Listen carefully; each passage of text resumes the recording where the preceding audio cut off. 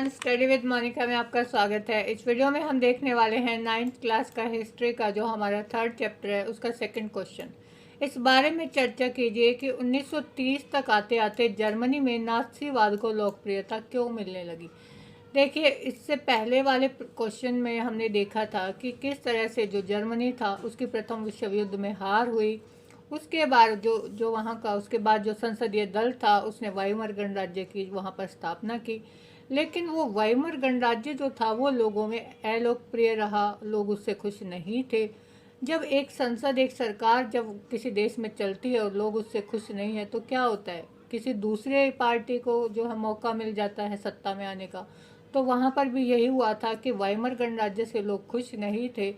तो उसके अपोजिट कौन आया था? अब आया था हिटलर। हिटलर की पार्टी थी नाजी पार्टी, और नाजी जो थे जो भी उनके समर्थन में जो लोग आते थे उनको नाज़ी कहा जाता था। यही था नाज़ीवाद।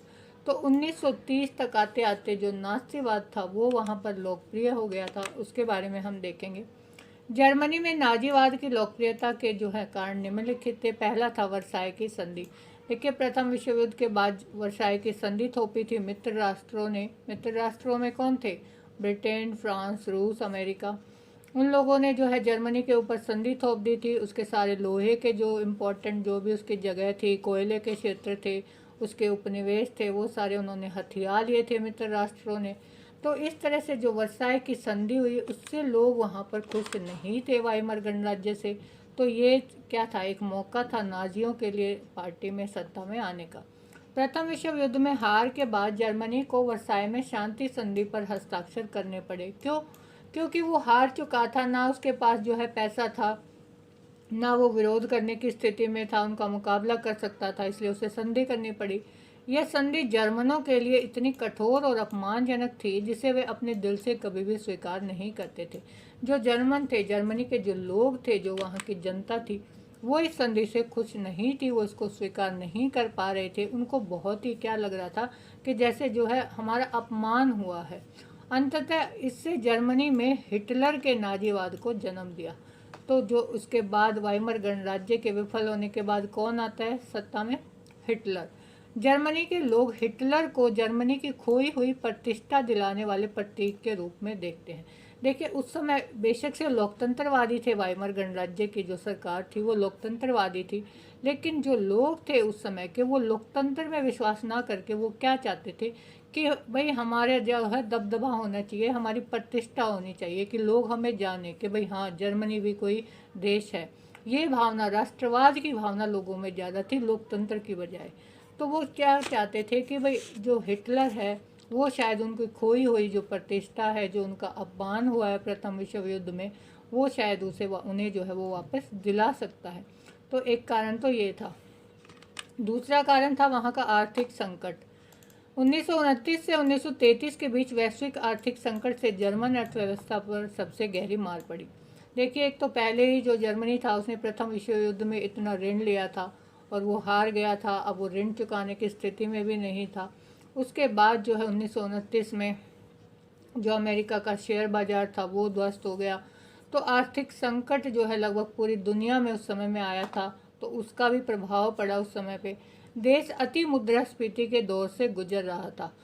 अति मुद्रास्फीति होती है कि जब जो है महंगाई बहुत ज़्यादा बढ़ जाती है। इस समय के दौरान नाजीवाद जन आंदोलन बन गया। तो क्या हुआ कि लोगों के लिए एक आंदोलन के रूप में क्या सामने आया? नाजीवाद। नाजी यानी जो हिटलर का समर्थन करते थे जो लोग। नाजी प्रोपेगेंडा ने बेहतर भविष्य की आशा लोगों को दिखाई थी। जो नाजी थे, जो हिटलर था, वो लोगों को ये विश्वास दिलाने में सफल हो गया था कि हाँ, शायद वो उनकी खोई हुई प्रतिष्ठा उन्हें दिला सकता है, उनकी आर्थिक स्थिति में भी सुधार जो है वो हो सकता है। तो इस तरह से जो लोग हैं वो हिटलर का जो है समर्थन करने लगे थे, वो हिटलर लोकप्रिय होने लगा था। तीसरा कारण था राजनीतिक उथल पुथल। जर्मनी में बहुत से राजनीतिक दल थे, जैसे राष्ट्रवादी, राजभक्त, कम्युनिस्ट, लोकतंत्र आदि। यद्यपि लोकतांत्रिक सरकार में इनमें से कोई भी बहुमत में नहीं था। देखिए, लोकतंत्रवादी सरकार थी, वाइमर गणराज्य की स्थापना की, लेकिन वो जो है लोगों के बीच वो जो है बिल्कुल भी लोकप्रिय नहीं हुई, उनको बहुमत नहीं मिला। दलों में मतभेद जो थे वो अपने चरम पर थे, आपस में मतभेद होते रहते थे। इसने सरकार को कमज़ोर कर दिया और अंततः नाजियों को सत्ता हथियाने का मौका मिल गया। जब आपस में जो है मतभेद होते रहते थे सरकार के बीच, उनके बीच फूट पड़ गई, तो कोई दूसरा तो आगे बाहर से फ़ायदा उठा ही लेगा। तो यही हुआ था कि भाई जो हिटलर था, जो नाजी पार्टी थी, उसने फ़ायदा उठा लिया, उसको मौका मिला। उस समय जर्मनी में लोकतंत्र एक नया विचार था और लोग स्वाधीनता व आज़ादी की अपेक्षा प्रतिष्ठा और यश को प्राथमिकता देते थे। कि जो लोग हैं उनके लिए लोकतंत्र इतने मायने नहीं रखता था, उनको आज़ादी इतनी प्यारी नहीं थी, बल्कि उनको क्या प्यारा था, अपने देश का सम्मान, अपनी प्रतिष्ठा, जो कि वो प्रथम विश्व युद्ध में खो चुके थे। वर्साई की संधि उनके ऊपर थोप दी गई थी। तो वो लोग चाहते थे कि भाई जर्मनी की जो खोई हुई प्रतिष्ठा है वो उन्हें वापस मिल जाए। और उनको क्या लग रहा था कि कौन उसको वापस दिलाएगा, वो दिलाएगा हिटलर। उन्होंने खुले दिल से हिटलर का साथ दिया, क्योंकि उसमें उनके सपने पूरे करने की योग्यता जो है वो लोगों को नज़र आ रही थी कि शायद जो हम प्रतिष्ठा अपने देश की खो चुके हैं उसको वापस हमें दिला सकते हैं हिटलर। नेक्स्ट है कि वाइमर गणराज्य था, उसकी जो है विफलता, वो असफल रहा था। प्रथम विश्व युद्ध में जर्मनी की हार और वर्साई की संधि के बाद, वर्साई की संधि देखिए कब हुई थी, वर्साई की संधि हुई थी 28 जून 1919 को फ्रांस की राजधानी पेरिस में।